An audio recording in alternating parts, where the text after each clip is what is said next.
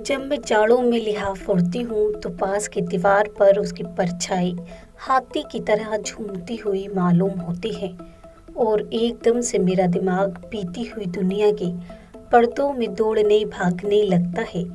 ना जाने क्या कुछ याद आने लगता है। माफ़ कीजिएगा, मैं आपको खुद अपने लिहाफ का रोमान अंगेज ज़िक्र बताने नहीं जा रही हूँ। न लिहाफ से किसी किस्म का रोमान जोड़ा ही जा रहा है। मेरे ख्याल में कंबल कम आरामदेह सही, मगर उसकी परछाई इतनी भयानक नहीं होती जितनी जब लिहाफ की परछाई दीवार पर डगमगा रही हो। यह जब का जिक्र है जब मैं छोटी सी थी और दिन भर भाइयों और उनके दोस्तों के साथ मार कुटाई में गुजार दिया करती थी। कभी कभी मुझे ख्याल आता कि मैं कमबख्त इतनी लड़ाका क्यों थी उस उम्र में, जबकि मेरी और बहनें आशिक जमा कर रही थी। मैं अपने पराये हर लड़के और लड़की से जूतम पेजार में मशगूल थी। यही वजह थी कि अम्मा जब आगरा जाने लगी तो हफ्ता भर के लिए मुझे अपनी एक मुंह बोली बहन के पास छोड़ गई। उनके यहाँ अम्मा खूब जानती थी कि चूहे का बच्चा भी नहीं और मैं किसी से भी लड़ भिड़ न सकूंगी। सज़ा तो खूब थी मेरी। हाँ, तो अम्मा मुझे बेगम जान के पास छोड़ गई। वही बेगम जान जिनका लिहाफ अब तक मेरे जहन में गर्म लोहे के दाग की तरह महफूज है। ये वो बेगम जान थी जिनके गरीब माँ बाप ने नवाब साहब को इसलिए दामाद बना लिया कि वह पक्की उम्र के थे, मगर निहायत नेक। कभी कोई रंडी या बाजारी औरत उनके यहाँ नजर ना आई। खुद हाजी थे और बहुतों को हज करा चुके थे, मगर उन्हें एक निहायत अजीबो गरीब शौक था। लोगों को कबूतर पालने का जुनून होता है, बटेरे लड़ाते हैं, मुर्गाबाजी करते हैं। इस किस्म के वाहियात खेलों से नवाब साहब को नफरत थी। उनके यहाँ तो बस तालीम इल्म रहते थे। नौजवान गोरे गोरे पतली कमरों के लड़के जिनका खर्च वे खुद बर्दाश्त करते थे, मगर बेगम जान से शादी करके तो वे उन्हें कुल साजो सामान के साथ ही घर में रख कर भूल गए और वह बेचारी दुबली पतली नाजुक सी बेगम तन्हाई के गम में घुलने लगी।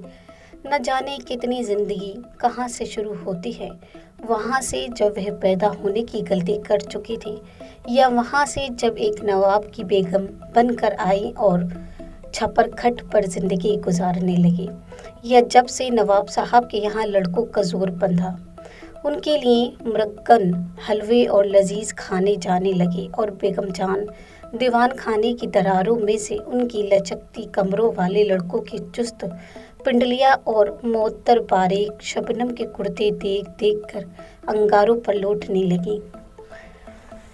या जब से वह मन्नतों मुरादों से हार गई, चिल्ले बंधे और टोटके और रातों की वजीफा ख्वानी भी चित हो गई। कहीं पत्थर में चोट लगती है। नवाब साहब अपनी बेगम से टस से मस न हुए। फिर बेगम जान का दिल टूट गया और वह इल्म की तरफ मुतवज्जो हुई, लेकिन वहाँ भी उन्हें कुछ न मिला। इश्किया नवेल और जज्बाती अशियार पढ़कर और भी बस्ती छा गई। रात की नींद भी हाथ से गई और बेगम जान जी जान छोड़कर बिल्कुल ही यासो हसरत की पोट बन गई। चूलों में डाला था ऐसा कपड़ा लत्ता, कपड़ा पहना जाता है किसी पर रोब ठागने के लिए। अब ना तो नवाब साहब को फुर्सत की शबनमी कुर्तों को छोड़कर ज़रा इधर तवज्जो करे और ना वे उन्हें कहीं आने जाने देते। जब से बेगम जान ब्याह कर आई थी, रिश्तेदार आकर महीनों रहते और चले जाते, मगर वह बेचारी कैद की कैद रहती। उन रिश्तेदारों को देखकर और भी उनका खून चलता था कि सब के सब मज़े से माल उड़ाने, उम्दा घी निगलने, जाड़ों का साजो सामान बनवाने आन मरते, और वह बावजूद नई रुई के लिहाफ के पड़ी सर्दी में अकड़ा करती। हर करवट पर लिहाफ नई नई सूरतें बनाकर दीवार पर साया डालता, मगर कोई भी साया ऐसा ना था जो उन्हें जिंदा रखने के लिए काफ़ी हो। मगर क्यों जिए, फिर क्यों, फिर कोई जिंदगी बेगम जान की जिंदगी जो थी, जीना बंदा था नसीबों में, वह फिर जीने लगी और खूब जी। रब्बों ने उन्हें नीचे गिरते गिरते संभाल लिया। चटपट देखते देखते उनका सूखा जिस्म भरना शुरू हुआ, गाल चमक उठे और हुस्न फूट निकला। एक अजीबो-गरीब तेल की मालिश से बेगम जान में जिंदगी की झलक आई। माफ़ कीजिएगा, उस तेल का नुस्खा आपको बेहतरीन से बेहतरीन रिसालों में भी न मिलेगा। जब मैंने बेगम जान को देखा तो वह 40-42 की होंगी। उफ़, किस शान से वह मसनद पर नीम दराज थी और रब्बो उनकी पीठ से लगी बैठी कमर दबा रहे थे। एक ऊदे रंग का दुशाला उनके पैरों पर पड़ा और वह महारानी की तरह शानदार मालूम हो रही थी। मुझे उनकी शक्ल बेइंतहा पसंद थी। मेरा जी चाहता घंटों बिल्कुल पास से उनकी सूरत देखा करूं। उनकी रंगत बिल्कुल सफ़ेद थी, नाम को सुर्खी का जिक्र नहीं और बाल स्याह और तेल में डूबे रहते थे। मैंने आज तक उनकी मांग की बिगड़ी न देखी। क्या मजाल जो एक बार इधर का उधर हो जाए। उनकी आंखें काली थी और आबरू पर के जायज बाल अलहदा कर देने से कमाने सी खींची होती थी। आंखें जरा तनी हुई रहती थीं, भारी भारी फूले हुए पपोटे, मोटी मोटी पलकें। सबसे ज्यादा जो उनके चेहरे पर हैरत अंगेज जाजिबे नजर चीज थी वह उनके होठ थे। अमूमन वह सुर्खी से रंगे रहते थे। ऊपर के होठ पर हल्की हल्की मूछें सी थी और कनपट्टियों पर लंबे लंबे बाल। कभी कभी उनका चेहरा देखते देखते अजीब सा लगने लगता, कम उम्र लड़कों जैसा। उनके जिस्म की जल भी सफ़ेद और चिकनी थी। मालूम होता था कि किसी ने कसकर टाके लगा दिए हों। अमूमन वह अपनी पिंडलियां खुजाने के लिए किसोलती और मैं चुपके उनकी चमक देखा करती। उनका कद बहुत लंबा था और फिर गोश्त होने की वजह से वह बहुत ही लंबी चौड़ी मालूम होती थी, लेकिन बहुत मुतनासिब और ढला हुआ जिस्म था। बड़े बड़े चिकने और सफ़ेद हाथ और सुडौल कमर। तो रब्बो उनकी पीठ खुजाया करती थी, यानी घंटों उनकी पीठ खुजाती। पीठ खुजाना भी ज़िंदगी की ज़रूरियात में से था, बल्कि शायद ज़रूरियाती ज़िंदगी से भी ज़्यादा। रब्बो को घर का और कोई काम ना था, बस वे सारा वक्त उनके छपरखट पर चढ़ी कभी पैर कभी सिर और कभी जिस्म के और दूसरे हिस्सों को दबाया करती थी। कभी तो मेरा दिल बोल उठता, जब देखो रब्बो कुछ ना कुछ दबा रही है या मालिश कर रही है। कोई दूसरा होता तो ना जाने क्या होता। मैं अपना कहती हूँ, कोई इतना करे तो मेरा जिस्म तो सड़ गल के ख़त्म हो जाए। और फिर यह रोज़ रोज़ की मालिश काफ़ी नहीं थी। जिस रोज़ बेगम जान नहाती, या अल्लाह, बस 2 घंटा पहले से तेल और खुशबूदार उपटनों की मालिश शुरू हो जाती और इतनी होती कि मेरा तो तखयूल से ही दिल लौट जाता। कमरे के दरवाजे बंद करके अंगीठियां सुलगती और चलता मालिश का दौर। अमूमन सिर्फ रब्बो ही रही, बाकी की नौकरानियां बड़बड़ाती दरवाजे पर से ही ज़रूरियात की चीज़ें देती जाती। बात यह थी कि बेगम जान को खुजली का मर्ज था। बेचारियों को ऐसी खुजली होती थी कि हजारों तेल और उपटन मले जाते थे, मगर खुजली थी कि कायम। डॉक्टर हकीम कहते कुछ भी नहीं, जिस्म साफ चट पड़ा है। हाँ, कोई जल्द के आने अंदर बीमारी हो तो खैर, नहीं भी, ये डॉक्टर तो मुए हैं पागल। कोई अपने दुश्मनों को मर्ज है, अल्लाह रखे खून में गर्मी है। रब्बो मुस्कुराकर कहती, महीन महीन नज़रों से बेगम जान को घूरती। ओह ये रब्बो, जितनी यह बेगम जान गोरी थी उतनी ही यह काली। बेगम जान सफ़ेद थी उतनी ही यह सुर्ख, बस जैसे तपाया हुआ लोहा। हल्के हल्के चेचक के दाग, गढ़ा हुआ ठोस जिस्म, फुर्तीले छोटे छोटे हाथ, कसी हुई छोटी सी तोंद, बड़े बड़े फूले हुए होंठ जो हमेशा नमी में डूबे रहते और जिस्म में से अजीब घबराने वाली बू के शरारे निकलते रहते थे। और ये नन्हे नन्हे फूले हुए हाथ जिस कदर फुर्तीले थे, कभी कमर पर तो वह लीची फिसल कर गए कोलों पर, वहाँ से रपटे रानों पर और फिर दौड़े टखनों की तरफ। ये तो जब कभी बेगम जान के पास बैठती यही देखती कि अब उसके हाथ कहाँ हैं और क्या कर रहे हैं। गर्मी जाड़े बेगम जान हैदराबादी जाली कारके के कुर्ते पहनती, गहरे रंग के पजामे और सफ़ेद झाग के से कुर्ते, और पंखा भी चलता हो फिर भी वह हल्की दुलारी ज़रूर जिस्म पर ढके रहती थी। उन्हें जाड़ा बहुत पसंद था। जाड़े में मुझे उनके यहाँ अच्छा मालूम होता। वे हिलती ढुलती बहुत कम थी, कालीन पर लेटी हैं, पीठ खुज रही है, खुश्क मेवे चबा रही हैं और बस रब्बों से दूसरी सारी नौकरानियाँ खार खाती थीं। चुड़ैल बेगम जान के साथ आती, साथ उठती बैठती और माशाल्लाह साथ ही सोती थी। रब्बो और बेगम जान आम जलसों और मजमूमों की दिलचस्प गुफ्तगू का मौजू थी, जहाँ उन दोनों का जिक्र आया और कह गए उठे। लोग न जाने क्या क्या चुटकुले गरीब पर उड़ाते, मगर वह दुनिया से किसी से मिलती ही ना थी। वहाँ तो बस वह थी और उनकी खुजली। मैंने कहा कि उस वक्त मैं काफ़ी छोटी थी और बेगम जान पर फिदा। वह भी मुझे बहुत प्यार करती थी। इत्तेफाक से अम्मा आगरे गई। उन्हें मालूम था कि अकेले घर में भाइयों से मार कुटाई होगी, मारी मारी फिरूंगी, इसलिए वे हफ्ता भर के लिए बेगम जान के पास छोड़ गई। वे भी खुश और बेगम जान भी खुश। आखिर को अम्मा की भाभी बनी हुई थी।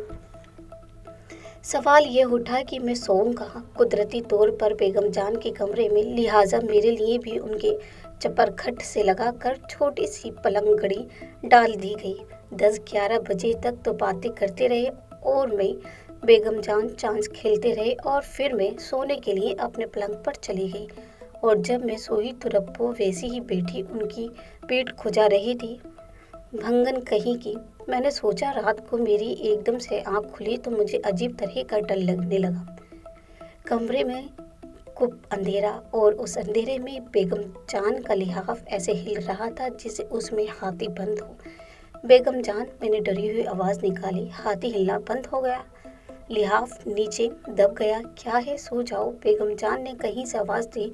डर लग रहा है। मैंने चूहे की सी आवाज़ से कहा, सो जाओ, डर की क्या बात है, आयतल कुर्सी पढ़ लो। अच्छा। मैंने जल्दी जल्दी आयतल कुर्सी पढ़ी, मगर यालमू माबिन पर हर दफ़ा आकर अटक गई। हालांकि मुझे वक्त पूरी आयत याद है। तुम्हारे पास आ जाऊं बेगम जान? नहीं बेटे, सो जाओ, ज़रा सख्ती से कहा। और फिर तो आदमियों के घुसुर फुसुर करने की आवाज़ सुनाई देने लगी। हाय रे, ये दूसरा कौन? मैं और भी डरी। बेगम जान, चोर चोर तो नहीं? सो जाओ बेटा। कैसा चोर? रब्बो की आवाज़ आई। मैं जल्दी से लिहाफ में मुंह डालकर सो गई। सुबह मेरे जहन में रात के खौफनाक नजराने का ख्याल भी न रहा। मैं हमेशा की वहमी हूँ। रात को डरना, उठ उठ कर भागना और बड़बड़ाना तो बचपन में मैंने रोज़ ही होता था। सब तो कहते थे कि मुझ पर भूतों का साया हो गया है, लिहाजा मुझे ख्याल भी न रहा। सुबह को लिहाफ बिल्कुल मासूम नज़र आ रहा था, मगर दूसरी रात मेरी आँख खुली तो रब्बो और बेगम जान में कुछ झगड़ा बड़ी खामोशी से छपरखट पर ही तय हो रहा था और मेरी खाक समझ में ना आया कि क्या फैसला हुआ। रब्बो हिचकियाँ लेकर रोई, फिर बिल्ली की तरह सपड़ सपड़ रकाबी चाटनी जैसी आवाज़ें आने लगी। ओह, मैं तो घबरा सी गई। आज रब्बो अपने बेटे से मिलने गई हुई थी। वह बड़ा झगड़ालू था। बहुत कुछ बेगम जान ने किया, उसे दुकान कराई, गाँव में लगाया, मगर वह किसी तरह मानता ही नहीं था। आज रब्बो अपने बेटे से मिलने गई हुई थी। वह बड़ा झगड़ालू था। बहुत कुछ बेगम जान ने किया, उसे दुकान करवाई, गाँव में लगाया, मगर वह किसी तरह मानता ही नहीं था। नवाब साहब के यहाँ कुछ दिन रहा, खूब जोड़े बागे भी बने, पर न जाने क्यों ऐसा भागा कि रब्बो से मिलने भी ना आता। लिहाजा रब्बो ही अपने किसी रिश्तेदार के यहाँ उससे मिलने गई थी। बेगम जान ने न जाने दे दी, मगर रब्बो भी मजबूर हो गई। सारा दिन बेगम जान परेशान रही। उनका जोड़ जोड़ टूटता रहा। किसी का छूना भी उन्हें न भाता था। उन्होंने खाना भी न खाया और सारा दिन उदास पड़े रही। मैं खुजा दूँ बेगम जान? मैंने बड़े शौक से ताश के पत्ते बांटते हुए कहा। बेगम जान मुझे गौर से देखने लगी। मैं खुजा दूँ? सच कहती हूँ।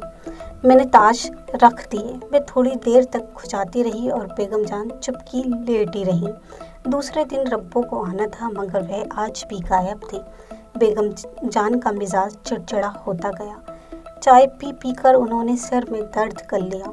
मैं फिर खुजाने लगी। उनकी पीठ चिकनी मेज़ की तख्ती जैसी पीठ, मैं होले होले खुजाती रही। उनका काम करके कैसी खुशी होती थी।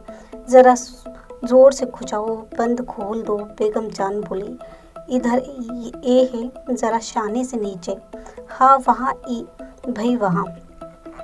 हा हा हा। वे सुरूर में ठंडी ठंडी सांसें लेकर इत्मीनान जाहिर करने लगी। और इधर हालांकि बेगम जान का हाथ खूब जा सकता था, मगर वह मुझसे ही खुजवा रही थी और मुझे उल्टा फक्र हो रहा था। यहाँ ओई, तुम तो गुदगुदी करती हो। वाह। वह हंसी। मैं बातें भी कर रही थी और खुजा भी रही थी। तुम्हें कल बाजार भेजूंगी, क्या लोगी? वहीं सोती जागती गुड़िया? नहीं बेगम जान, मैं तो गुड़िया नहीं खेलती। क्या बच्चा हूँ अब मैं? बच्चा नहीं तो क्या बूढ़ी हो गई? वह हंसी। गुड़िया नहीं तो बनवा लेना कपड़े, पहनना खुद। मैं दूंगी तुम्हें बहुत से कपड़े। सुना, उन्होंने करवट ली। अच्छा, मैंने जवाब दिया। इधर उन्होंने मेरा हाथ पकड़कर जहाँ खुजली हो रही थी रख दिया। जहाँ उन्हें खुजली मालूम होती वहाँ मेरा हाथ रख देती और मैं बेखाली में बेबुए की ध्यान में डूबी मशीन की तरह खुजाती रही और वह मुतवातिर बातें करती रही। सुनो तो, तुम्हारी फ्रॉक कम हो गई है, कल दर्जी को दे दूंगी कि नई सिलाएं। तुम्हारी अम्मा कपड़ा दे गई है, वह लाल कपड़े की नहीं बनवाऊंगी, चमारू जैसा है। मैं बकवास कर रही थी और हाथ न जाने कहाँ से कहाँ पहुंचा। बातों में मुझे मालूम भी न हुआ बेगम जान तो चुप लेटी थी। अरे, मैंने जल्दी से हाथ खींच लिया। ओए लड़की, देख कर नहीं खुजाती, मेरी पसलियाँ नोचे डालती है। बेगम जान शरारत से मुस्कुराई और मैं झेप गई। इधर आकर मेरे पास लेट जा। उन्होंने मुझे बाजू पर सिर रखकर लेटा लिया। अब है कितनी सूख रही है, पसलियाँ निकल रही है। उन्होंने मेरी पसलियाँ गिननी शुरू की। ओह, मैं भुनभुनाई। ओई तो क्या मैं खा जाऊंगी, कैसा तंग स्वेटर बना है, गर्म बनियान भी नहीं पहना तुमने। मैं कुलकुलाने लगी। कितनी पसलियाँ होती हैं? उन्होंने बात बदली। मैं एक तरफ 9 से दूसरी तरफ 10। मैंने स्कूल में याद की हुई हाइजीन की मदद ली, वह भी ऊट पटांग। हटाओ तो हाथ। हाँ, 1-2 दिन। मेरा दिल चाहा किसी तरह भागूं और उन्होंने जोर से भींचा। ओह, मैं मचल गई। बेगम जान जोर जोर से हंसने लगी। अब भी जब कभी मैं उनका उस वक्त का चेहरा याद करती हूँ तो दिल घबराने लगता है। उनकी आंखों के पपोटे और वजनी हो गए। ऊपर की होठ पर सिहाई गिरी हुई थी। बावजूद सर्दी के पसीने की नन्ही नन्ही बूंदें होठों और नाक पर चमक रही थी। उनके हाथ ठंडे थे मगर नरम नरम, जैसे उन पर की खाल उतर गई हो। उन्होंने शाल उतार कर दी और कारगी के महीने कुर्तों में उनका जिस्म आटे की लोई की तरह चमक रहा था। भारी चढ़ाऊ सोने के बटन गरेबान की एक तरफ झूल रहे थे। शाम हो गई थी और कमरे में अंधेरा घुप हो रहा था। मुझे एक नामालूम डर से दहशत सी होने लगी। बेगम जान की गहरी गहरी आंखें मुझे रोने लगी। दिल में वह मुझे एक मिट्टी के खिलौने की तरह भींच रही थी। उनके गरम गरम जिस्म से मेरा दिल बोलाने लगा, मगर उन पर तो जैसे कोई भूतोना सवार था और मेरे दिमाग का यह हाल कि न चीखा जाए और न रो सकूं। थोड़ी देर के बाद वह पस्त होकर निढाल लेट गई। उनका चेहरा फीका और बद रौनक हो गया और लंबी लंबी सांसें लेने लगी। मैं समझी कि अब मरी है और वहाँ से उठकर सरपट भागी बाहर। शुक्र है कि रब्बो रात को आ गई और मैं डरी हुई जल्दी से लिहाफ ओढ़ सो गई, मगर नींद कहाँ। चुप घंटों पड़ी रही। अम्मा किसी तरह आ ही नहीं रही थी। बेगम जान से मुझे ऐसा डर लगता था कि मैं सारा दिन मामाओं के पास बैठी रहती, मगर उनके कमरे में कदम तक निकलता था और कहती किससे और कहती ही क्या कि बेगम जान से डर लगता है, तो यह बेगम जान मेरे ऊपर जान छिड़कती थी। आज रब्बू में और बेगम जान में फिर अनबन हो गई। मेरी किस्मत ही खराब गई है कुछ और। मुझे उन दोनों की अनबन से डर लगा, क्योंकि फ़ौरन ही बेगम जान को ख्याल आया कि मैं बाहर सर्दी में घूम रही हूँ और मरूंगी निमोनिया में। लड़की क्या मेरी सिर मंडवाएगी?